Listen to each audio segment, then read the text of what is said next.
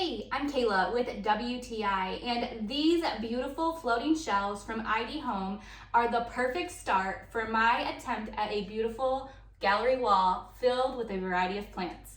These floating shelves come in a set of 4 in 2 different sizes.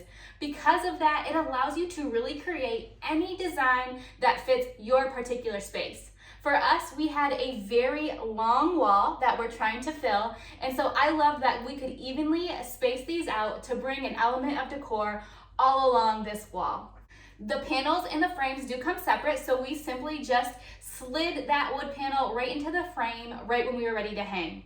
I really appreciated too that the hooks in the back are hidden and they're built right into the frame, so they actually lay flush right against the wall. This set that we have is the black version. I love that it comes in other colors too, but this black is absolutely stunning in our kitchen space. I love the contrast between the frame and then the beautiful dark wooden shelf. These shelves bring the perfect mix of modern and rustic to our kitchen.